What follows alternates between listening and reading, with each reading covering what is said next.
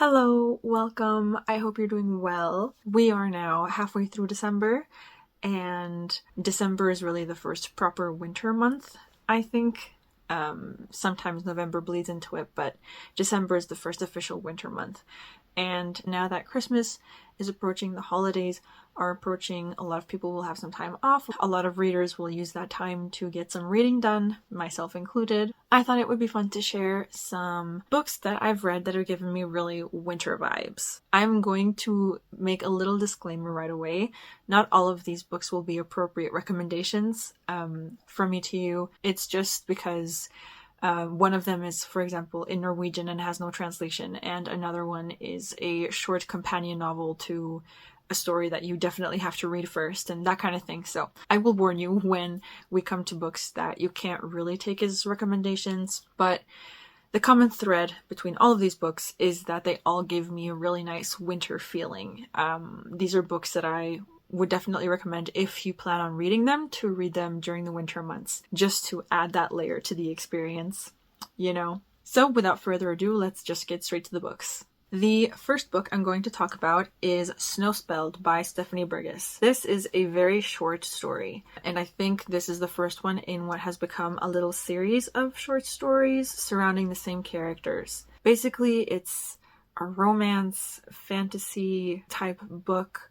It's set in a world where men are magicians, or like wizards, and women are politicians, but this particular woman, the main character in the story, really wants to be a magician, and I think she is, or she has been, which has upset the balance, upset a lot of people. The main character in this ends up in this house with a bunch of other people, including her ex-fiancé, and there's a lot going on around that, and it's just basically a little look into a situation she finds herself in. I didn't love this, didn't hate it.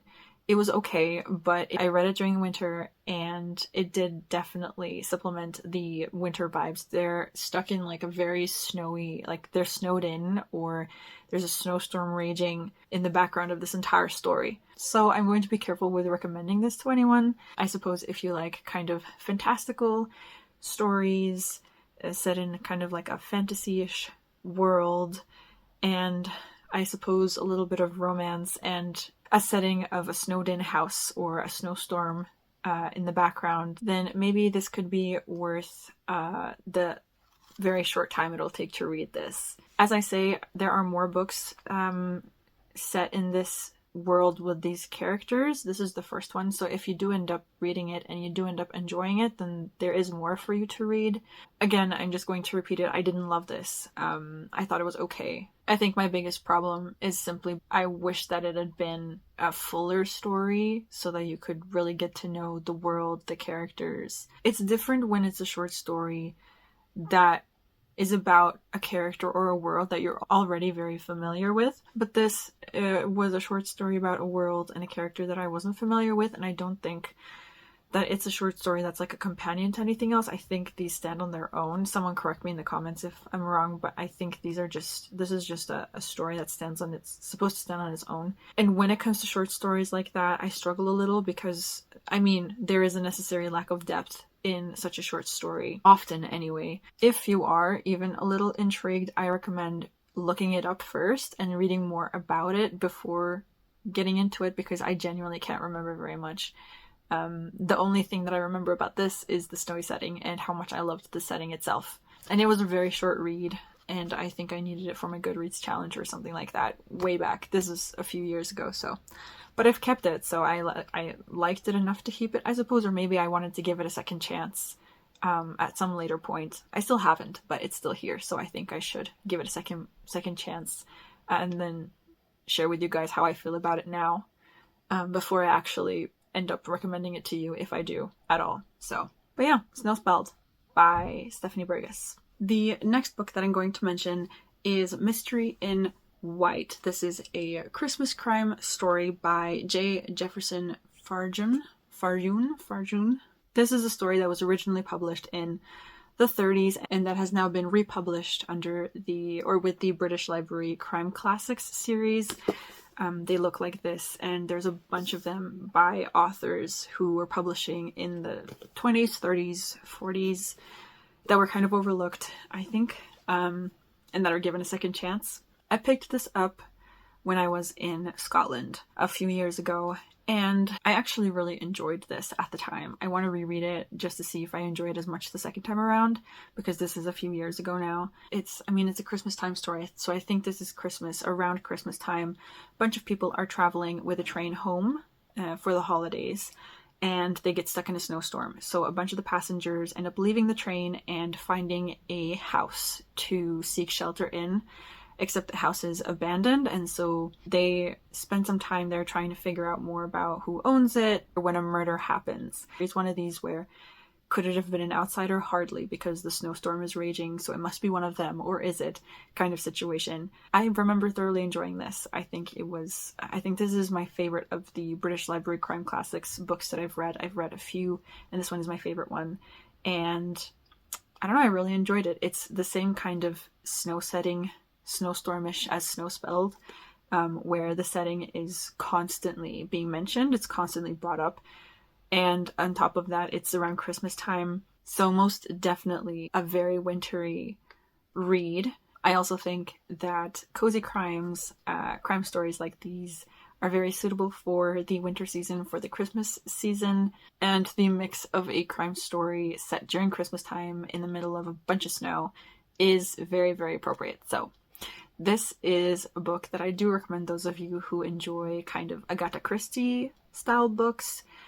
If you like some cozy crime during your Christmas holiday, if you enjoy cozy crime in general, or if you're looking for something Christmassy, then this might be something worth looking into.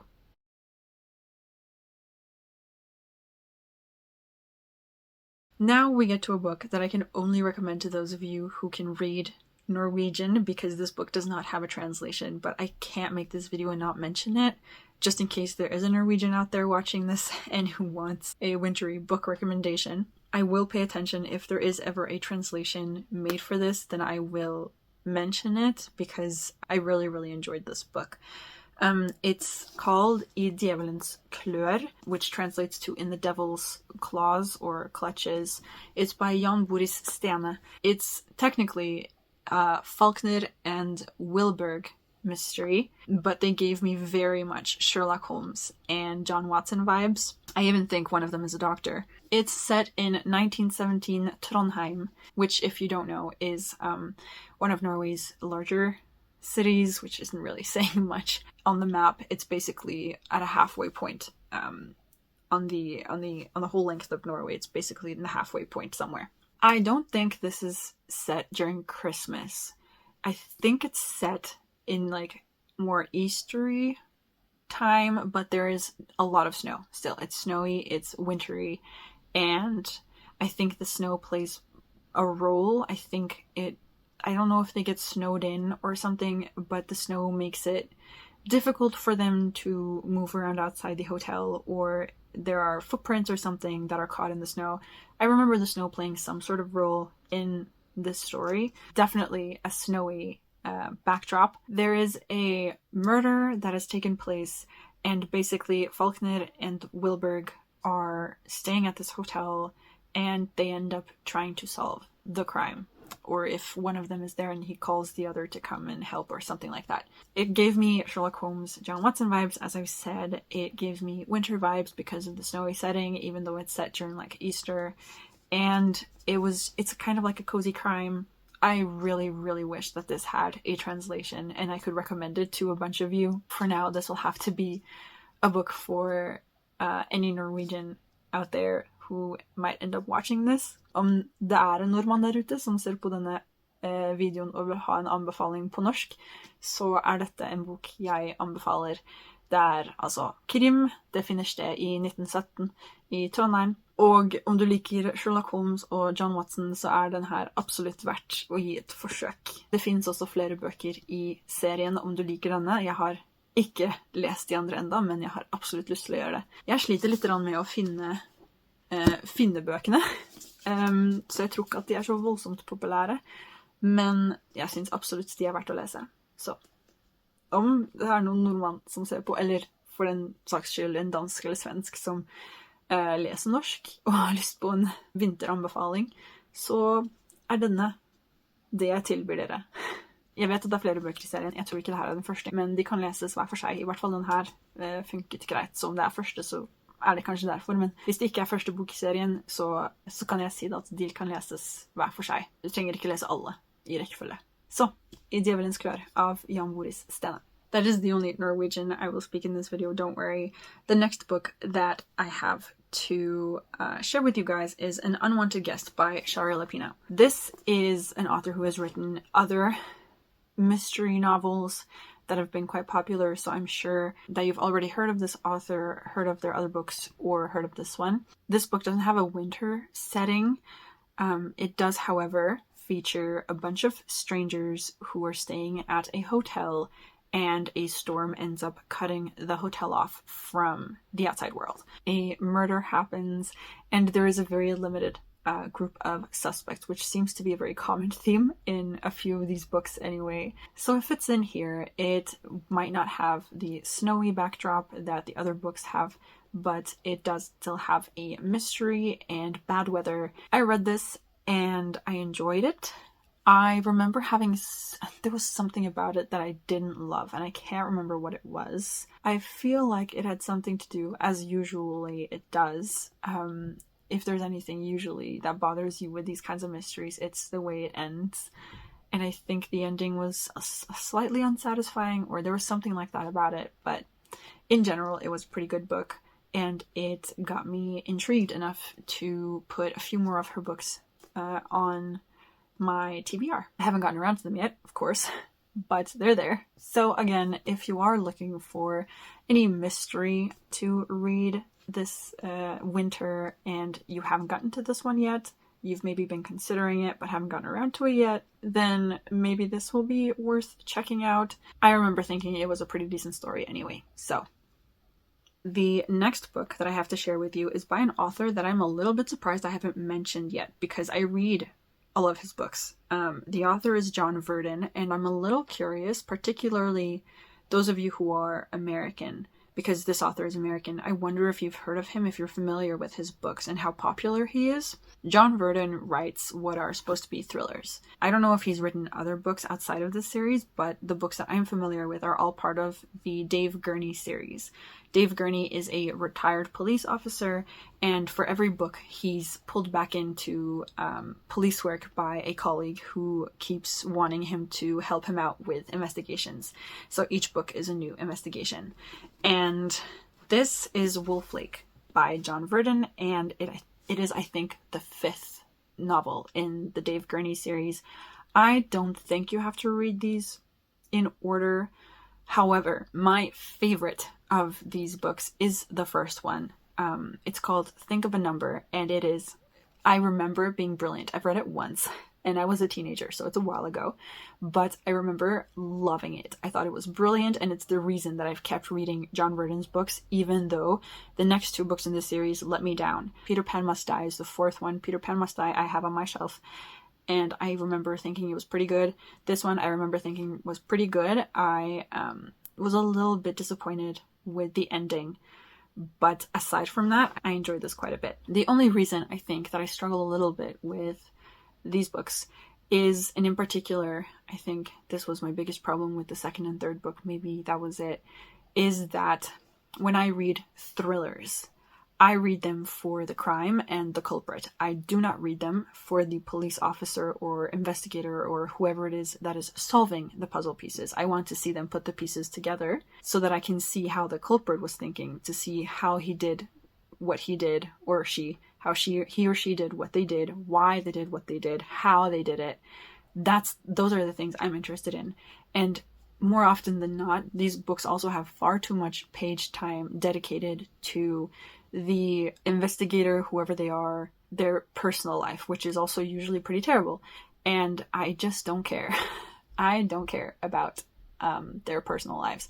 That's not why I read the books. When it comes to thrillers, I want to sit at the edge of my seat the entire time. I don't want to be brought out of it by anything that is irrelevant, and to me, that kind of stuff is irrelevant. But in this one, there was far less of that. This is set in, I believe, December, but I can't remember if it's very snowy or not. It is, though, that time of year, so there is mention of it and that kind of thing.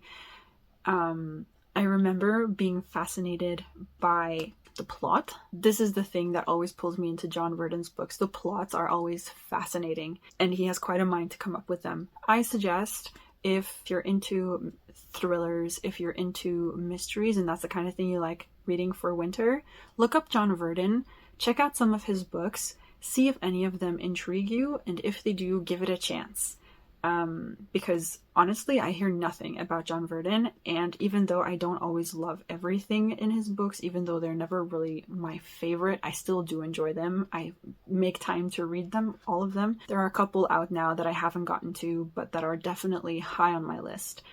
And I just think I'd be really interested in hearing what other people have to say, whether they really enjoy them or whether they're like me, kind of like, some of them hit, some of them miss, or whether I'm just kind of, I let the first one get to me and I just can't seem to let this author go. Maybe specifically Wolflake because it's set in December, but the other books too, if you're into thrillers, look them up and check them out if you haven't already.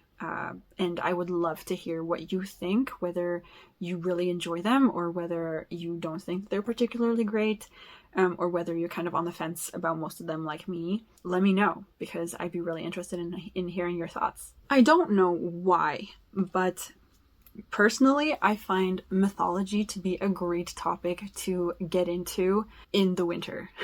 I think it might be related to something one of you mentioned in one of your comments on one of my earlier videos.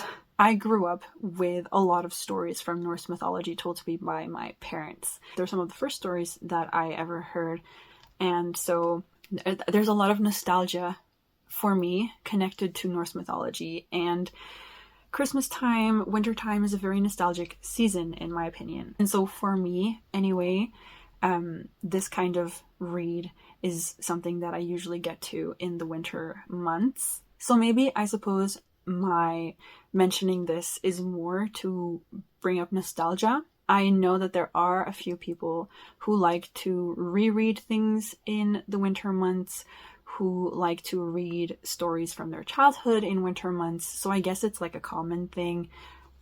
For me, this is usually then what comes up, stories of myths and legends that I have grown up with. There's also something about the fantastical elements in stories that I think just fall into really good taste in the winter months. Fantasy books are usually what I read in winter, fantasy and nonfiction for some reason. If you want to get into mythology, if you have books on myths and legends sitting around and you haven't gone around to them yet, maybe this is the time to pick them up. For me, anyway, I like flipping through this book every year in the winter months. It's the nostalgia. It's 100% the nostalgia for me. I just find it so much fun to go over these stories again and again. I plan on getting a Norwegian translation of this book and a few other Norwegian or Swedish books that have the myths in them, because it's this time of year. You'll never catch me reading this in the summer. It doesn't feel right. But these days, it's really dark. There's so much bad weather this time of year. It's just the mood and the kind of environment and the nostalgia. It's the mix of all of these elements that make this kind of thing so... It's something that I like wait all year and look forward to reading when it gets this way. When it gets dark and wet or snowy. When it gets windy, we have storms every now and then. It just feels like the kind of thing to sit all comfortable in a big chair or in bed and flip through and read and enjoy.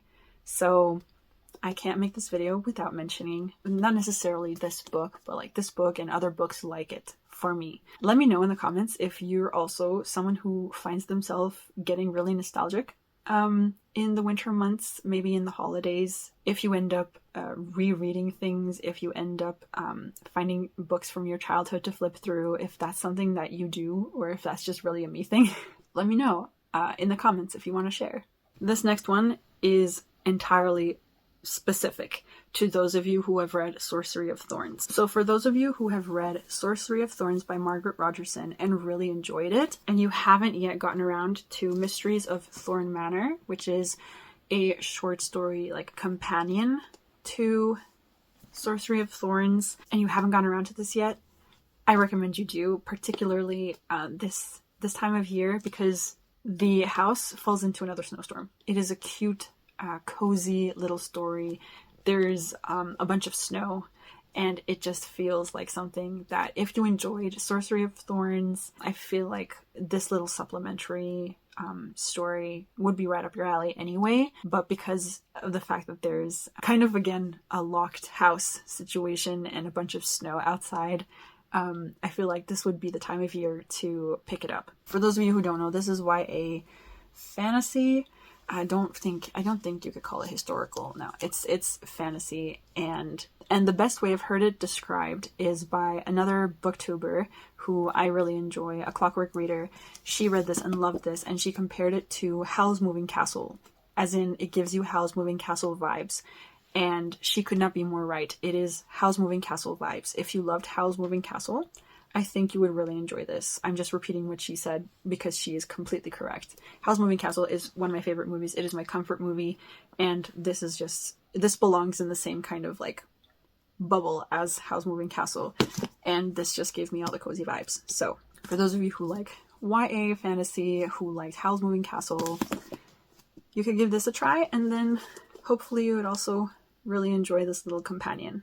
Of course, I feel like I cannot make this video without mentioning Agatha Christie and Arthur Conan Doyle. Listen, most of these books that I've mentioned have been mysteries of some sort, mystery thrillers or historical fiction mysteries, what have you. The Queen of Crime has to be mentioned. This is Murder on the Orient Express, which I'm sure most of you have read, and if you haven't, get on it, because this is definitely appropriate for this winter season. I know one of you who watch a lot of my videos is reading some Agatha Christie this month, and I hope you're really enjoying it. Those of you who aren't and who want to get into Agatha Christie, or if you have an unread Agatha Christie on your shelf that you're just waiting to get around to, pick it up for the holiday season. Pick it up for the winter season while it's still here, because cozy crime just goes hand in hand with the winter months. Of course, the first one that came to mind is Murder on the Orient Express, because it is kind of similar to the Mystery in White book that I mentioned, where there's a train that gets stuck in snow, except the passengers on this train don't leave the train like they did in Mystery in White. So here you have mystery on a train stuck in snow. And then, of course, Sherlock Holmes is kind of the same situation. His stories are 100% worth getting into. I think they're cozy as well. They're very interesting mysteries. Very, very interesting stories that he's come up with. Very interesting villains. I mean, I've read every single one of his stories. I listened to the audiobook of the complete collection, so I know all of the stories. I just feel like it's time to reread some. I know I mentioned this in a comment to someone as well. And maybe in February I'll reread a few of them. Arthur Conan Doyle's Sherlock Holmes has to be mentioned alongside Agatha Christie for the cozy, wintry mystery vibes that so many of us enjoy. Even if you have read Agatha Christie or Arthur Conan Doyle, they're short stories and they don't take a lot of time and they're really good. So reread some. If, the mood hits you, don't neglect it. They just don't get old. They don't get old, the cozy crime. Cozy crime suits this season, and you have to mention the iconics of the genre. You just have to. So that's it. Those are the books that I wanted to share with you, the books that I've read that have given me winter vibes. I don't know that I would call all of these recommendations, just because, like you now know, one of them is a little companion novel to another book that you would have to read beforehand, and one of them is in Norwegian, and so only those who can read Norwegian will ever be able to read it, and that kind of thing. But these are just books that I personally think are really wintry in their vibe. But yes, as always, I would be so interested in hearing your thoughts and opinions if you've read any of these books. If any of them have piqued your interest and you end up reading them, let me know what you thought. And please do share any books that you've read that you think are best read during the winter, or books that have a really wintry setting that was really moody and atmospheric.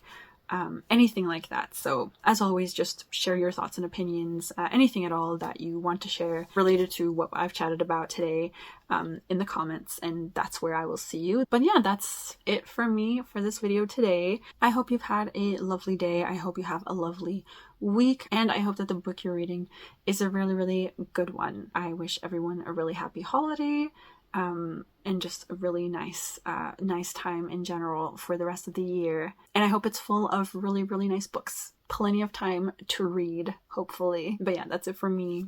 Bye!